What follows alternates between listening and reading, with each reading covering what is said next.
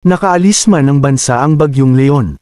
Isang shallow low pressure area ang nabuo sa bahagi ng West Philippine Sea o kanluran ng Mindoro na nasa boundary na ng Philippine Area of Responsibility Line. Sa ngayon ay hindi ito inaasahang magiging bagyo at inaasahang kikilos patungong Vietnam papalayo sa bansa. UNDAS 2024 Special Weather Outlook.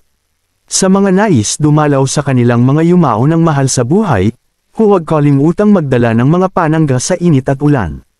November 1, 2024, All Saints Day. Mataas ang tayensa ng mga pag-ulan sa halos buong Luzon dulot ng localized thunderstorms habang magiging mainit at maalinsangan na may tayensa pa rin ng isolated thunderstorms sa natitirang bahagi ng bansa.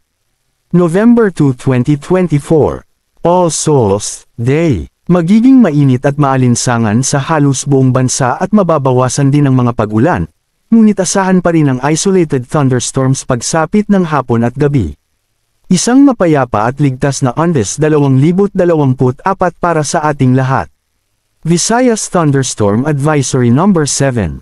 Issued at 2:52 p.m., Friday, November 1, 2024.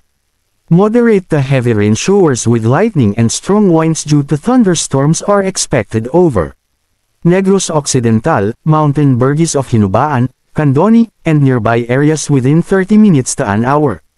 The above conditions are being experienced in Aklan, Madalag, Antique, Mountain Burgess of Kulasi, Mountain Burgess of Tibiao, Mountain Burgess of Barbaza, Capiz, Dumalag, Iloilo, portion of Pasig City, Haniway, Negros Occidental, Salvador Benedicto, Mountain Burgess of Calatrava, Mountain Burgess of Kabangkalan City, Mountain Burgess of Ilo, which may persist within 1 to 2 hours and may affect nearby areas.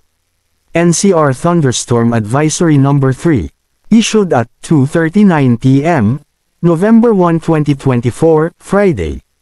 Moderate to heavy rain showers with lightning and strong winds are expected over Batangas within the next 2 hours. The above conditions are being experienced in Cavite, Naik, Trece Martires, General Trias, Tanza, Bulacan, Doña Remedios Trinidad, and Quezon, Tagkawayan, which may persist within 2 hours and may affect nearby areas. Samantala ating balikan nasaan kanong MANALASA ang Bagyong Rolly. On this day in 2020, Super Typhoon Rolly, Goni. Sa araw na ito, November 1, 2020, nang maglandfall ang Super Typhoon Rolly na may international name na Goni sa Bato, Catanduanes.